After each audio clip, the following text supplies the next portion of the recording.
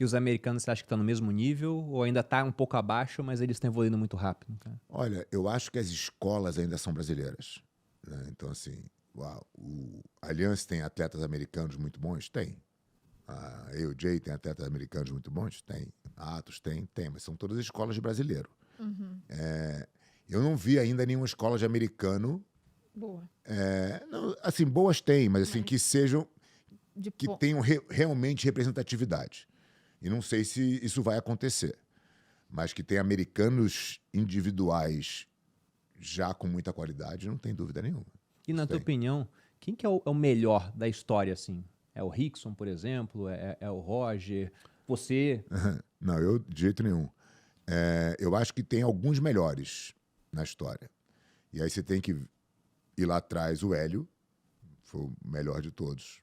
Depois do Hélio veio o Carson, que talvez tenha sido o membro da família que mais lutou Vale Tudo na época, que formou uma equipe que foi imbatível por uma década.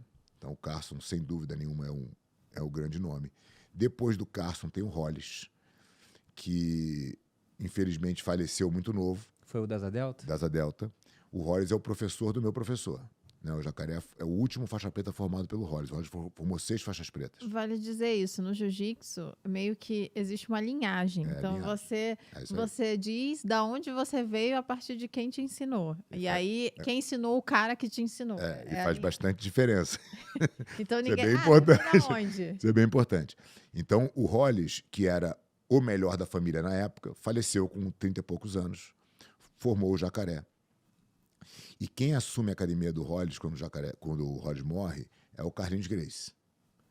Então, o Carlinhos Gracie monta a Barra Gracie, que depois vira Gracie Barra, que é a maior escola do mundo hoje. E o Jacaré monta a aliança com a gente. Então, as duas maiores escolas, duas maiores vencedoras, estão diretamente ligadas ao Hollis. Depois do Hollis, quando o Hollis morreu, quem assumiu o trono foi o Rickson, que foi o lutador que eu pessoalmente vi que teve a maior dominância de todos. Né? Eu nunca vi o Rickson lutar e ganhar por ponto. Eu já treinei com ele durante muitos anos e senti na pele o que é treinar com ele. Ele só ganhava por finalização. Sempre finalização. Eu vi ele treinar num episódio na Academia Gracie, que a gente estava de convidado.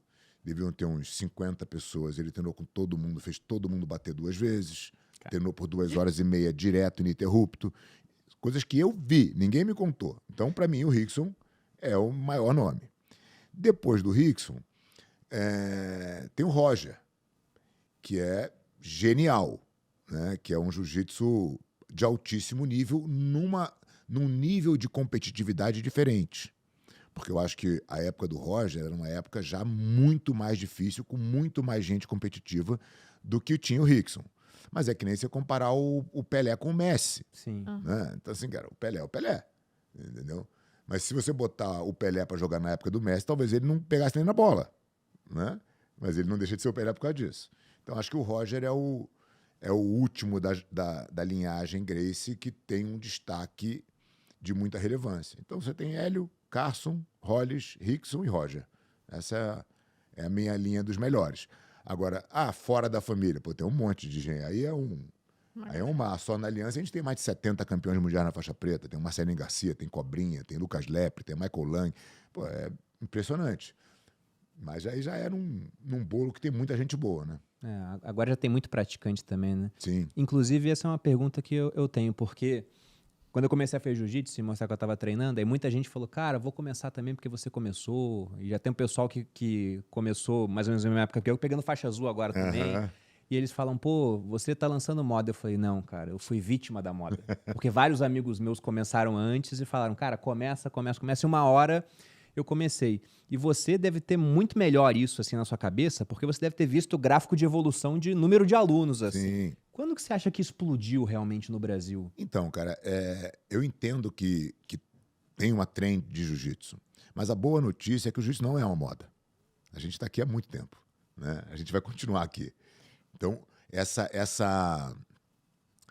esse spike que a gente está tendo, porque tem pessoas como você falando, dos Estados Unidos tem um Joe Rogan, tem tem um monte de... Tem o Lex Friedman, tem um monte de gente que fala de jiu-jitsu e que tem uma influência e que, obviamente, arrasta um monte de gente.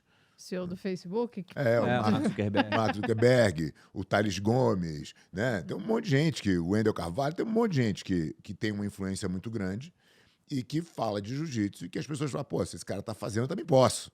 Né? E isso é muito positivo para o jiu-jitsu. Mas o jiu-jitsu vem numa crescente constante. Eu acho que a gente está vivendo talvez o maior hype da história. Talvez comparado ao hype do Hélio Gracie na década de 50, 60. O Hélio se vangloriava que ele era o único brasileiro capa do Jornal do Globo inteiro. Olha só. Entendeu? E parece que depois dele teve o Senna. Ele comentou, esse garoto aí também conseguiu. Então, o jiu-jitsu já teve seus momentos, né? Mas eu acho que o que a gente está entregando agora, e isso tem muito a ver com um desenvolvimento profissional das escolas e dos professores, é uma entrega, cara, para um público mais amplo. Né? Você sai daquela coisa da performance, da competição, e fala, cara, se você quiser competir, muito legal, tá tudo certo. Né? É uma vertical aqui que você pode seguir. Mas isso não é o jiu-jitsu. O jiu-jitsu é muito mais do que isso. Né? Então você começa a ter divisão de nível, começa a fazer com que a introdução do jiu-jitsu seja confortável para a pessoa.